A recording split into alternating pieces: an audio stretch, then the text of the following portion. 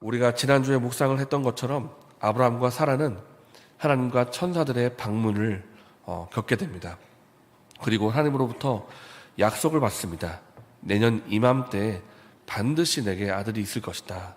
이 기쁜 소식을 받게 되는데요.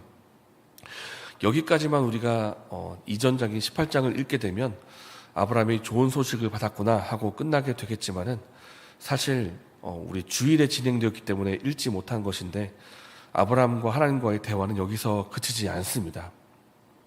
방문했던 세 사람 중에 두 사람, 그러니까 두 천사는 소돔으로 길을 떠나게 되고, 그리고 하나님은 아브라함과 대화를 계속하는데 어떤 대화인가 하면 그 유명한 중보기도의 대화가 나옵니다. 하나님께서 나의 벗이다 칭하신 그 아브라함을 향해서 그 계획을 감추지 않으시고 말씀하십니다.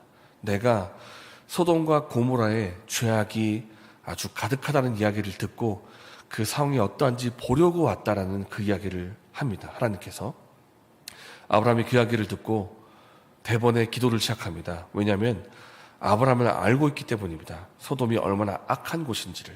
그래서 기도합니다. 하나님, 만약에 의인 50명이 그곳에 있다면 하나님께서 그곳을 멸하시겠습니까? 의인 50명을 위해서라도 보존하셔야 되지 않겠습니까? 그 기도를 듣고 하나님께서 말씀하십니다. 내가 의인 50명을 찾는다면 멸하지 않겠다. 아브라함이 또 기도를 시작합니다. 하나님, 만약에 40명이 있다면 어떻게 하시겠습니까? 30명이 있다면 어떻게 하시겠습니까? 그래서 결국에는 하나님께서 소돔에서 의인 10명을 찾는다면 멸하지 않겠다는 약속을 받고 이제 아브라함이 기도를 그치게 되고 이제 소돔과 고모라를 향했던 두 천사 이야기가 시작되는데 아브라함과 하나님과의 대화를 들으면서 우리는 자연스럽게 시선이 소돔으로 향하게 됩니다. 10명이 있다면 멸하지 않기로 하셨구나. 그렇다면 과연 소돔에는 의인 10명이 있을 것인가? 그런데 오늘 본문인 19장에는 의인 10명을 찾을 수가 없다는 이야기를 보여주고 있는 것입니다. 소돔의 죄악이 얼마나 가득한지를 보여주시고 하나님께서 이 곳을 심판할 수밖에 없다는 것을 말씀해 주는 부분이 오늘의 본문이라고 할 수가 있습니다. 그래서 1절 말씀 보면 저녁 때 그 두 천사가 소돔에 이르니라고 나와 있습니다. 그러니까 18장에서는 사람으로 표현된 그 사람이 사실은 천사였다는 것을 오늘 본문에서 보여주고 있는 것입니다. 천사가 방문합니다. 그리고 그 두 천사를 마침 롯이 소돔 성문에 앉아 있다가 발견하고는 대접을 하는데, 그런데 대접할 때 롯이 하는 말이 심상치가 않습니다. 만약에 평소대로 대화했다면 반갑습니다.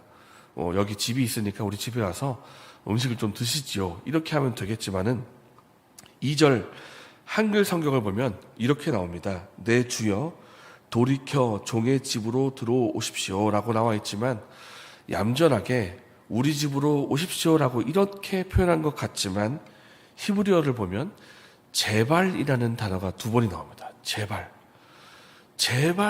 우리 집에 좀 들어와 주십시오. 제발 부탁하니까 밖에 있지 말고 우리 집으로 도와주십시오라고 아주 간곡한 부탁을 하는 것입니다. 왜냐? 소돔이 그러한 이유가 있는 것입니다. 3절도 그것을 보여줍니다. 3절 말씀 보시면 롯이 간청함에 나와 있지만 히브리어로 보면 마찬가지입니다. 겉으로 보면 롯이 한 번 더 간청했구나 이렇게 이해할 수 있지만 히브리어로 보면 매우 밀어넣었다 이런 뜻입니다. 매우 밀어넣었다.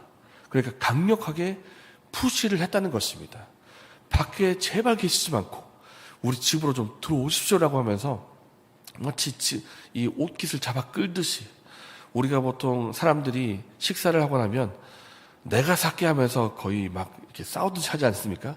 내가 살게 제발 하면서 막 실랑이가 벌어지는데 마치 그런 것 같습니다. 실랑이 하듯이 밖에 계시지 말고 제발 좀 앞으로 들어와 주십시오. 이렇게 잡아 끌듯이 간청을 했다는 것입니다. 롯이 왜 이렇게 간청했겠습니까? 밖에 있기에는 너무나 위험한 장소가 소돔이기 때문입니다.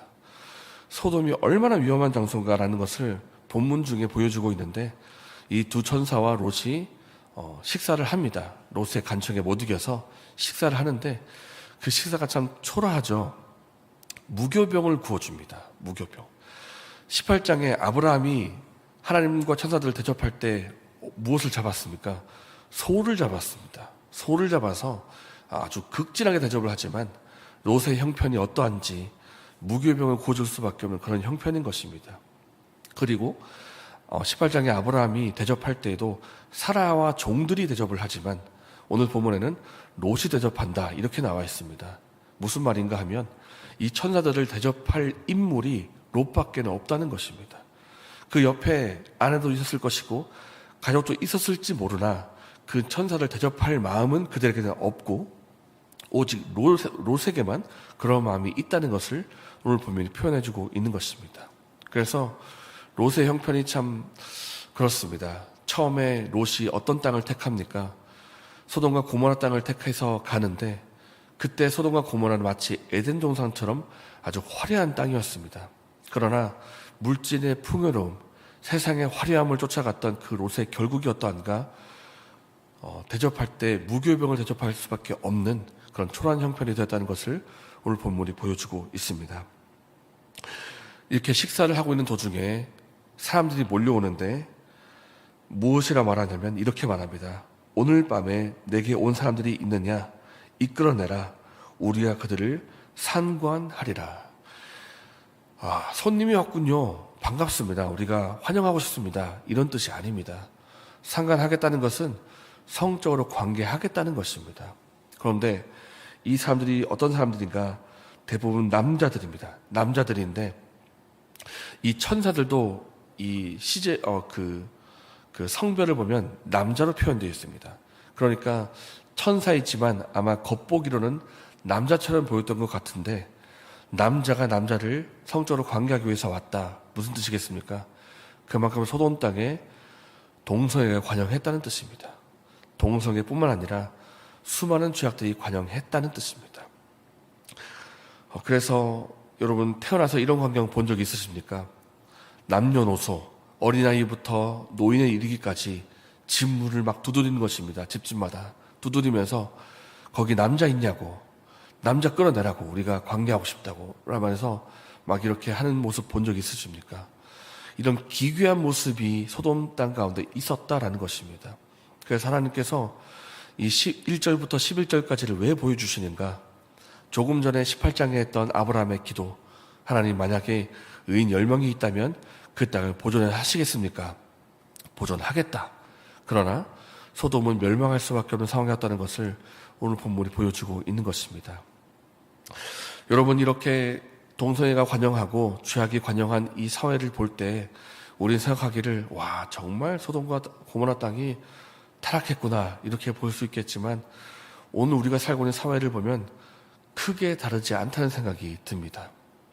지금도 동성애가 굉장히 관영해 있고 드라마를 통해서, 영화를 통해서, 웹툰을 통해서, 미디어를 통해서 정말 어린아이도 쉽게 접할 수 있을 그런 루트를 통해서 많은 것들이 전파되고 있는 것을 보게 됩니다. 미국의 목사님으로 제가 빌리 그레이엄 목사님으로 기억을 하고 있는데 전도 설교를 하시다가 이렇게 말씀하셨다고 합니다. 우리나라를 지칭한 것은 아닌 것 같은데 하나님께서 만약에 이 땅의 죄악을 보시고 그냥 넘어가신다면 소돔과 고모라 사람들을 향해서 사과하셔야 될 겁니다. 이렇게 말할 정도로 왜 이런 말씀하셨는가 하면 그만큼 이 사회도 역시 죄악이 관영하다라는 것입니다. 그래서 우리가 이 땅을 놓고 기도해야 되겠습니다. 하나님, 이 땅에 가득한 죄악을 보시고 주님께서 이제 심판하실 수도 있는데 용서해달라고 기도를 하셨으면 우리가 할 필요가 있습니다. 하나님이 과거에는 죄악이 관영할 때 물로 심판하셨지만은 이제 하나님께서는 다시 오실 때에는 심판의 주로 오실 것이고 불로서 심판을 하실 것입니다. 그때가 언제인지 알지 못하지만 우리가 그러면 손 놓고 있을 것인가? 기도해야 될 것입니다. 하나님이 이 땅에 가득한 죄악을 용서하시고 또 멸망해가는 소돔 가운데 하나님께서 롯을 구원하신 것처럼 이 땅에 구원받을 자가 분명히 있습니다. 하나님이 이 땅에 구원받을 자가 있다면 우리가 그들에게 복음을 전하고 그들 위해서 기도하여서 구원받는 역사가 있게 해달라고 기도하면 좋겠습니다. 우리가 롯을 향해서 이런 생각할 수 있습니다. 롯은 정말 왜 소돔과 고모라를 떠나지 않고 그렇게 타락한 사회에서 아무 영향도 주지 못하고 그렇게 살았는가? 어리석다. 그렇게 생각할 수 있지만 사도 베드로는 롯을 언급하면서 그를 향해서 의인이라 그렇게 칭합니다. 그렇게 타락한 사회였지만 롯은 여전히 하나님의 사람들을 알아보았고 그를 대접했고 그 죄악 가운데 물들지 않았던 사람이라는 것을 베드로가 그렇게 말하고 있는 것입니다. 이 사회가 아무리 타락했다 할지라도 그 가운데 롯과 같은 의인이 남아 있습니다. 그래서 우리가 그런 사람이 됐으면 좋겠고 또 이 땅에 멸망하는 사회 가운데 우리가 이 사회를 위해서 기도해야 되겠고 또 구원받을 자가 있다면 그들을 위해서 기도하면 좋겠습니다. 그래서 하나님께서 이 사회를 다시 한번 정화시켜 주시고 또 물론 하나님께서 마지막에 다시 오시겠지만 그 전에 주님께서 행하실 선한 일들이 분명히 있을 텐데 우리의 기도를 통해서 이루어지게 하시고 구원받을 자를 구원해달라고 기도하는 이 시간 되면 좋겠습니다. 그래서 우리가 이 사회를 위해서 기도하고 또 구원을 위해서 기도할 수 있는 여러분 되시기를 예수님 이름으로 축복합니다. 이 시간 말씀을 생각하면서 기도하겠습니다. 하나님, 이 땅에 관영하고 있는 죄악들을 보실 때 주님께서 분명히 안타까워하시고 또 심판을 생각하실 텐데 하나님 그 가운데 용서의 은혜를 베풀어 달라고 기도하면 좋겠고 이 사회를 다시 한번 빛을 비추시고 죄악을 몰아내 달라고 기도하면 좋겠습니다. 그리고 이 사회 가운데 롯과 같이 구원받을 자가 있다면 구원의 역사가 우리 교회를 통해서 일어나게 달라고 기도하면 좋겠습니다. 이렇게 기도하시고 개인적인 제목을 드신 후에 자유롭게 돌아가시겠습니다.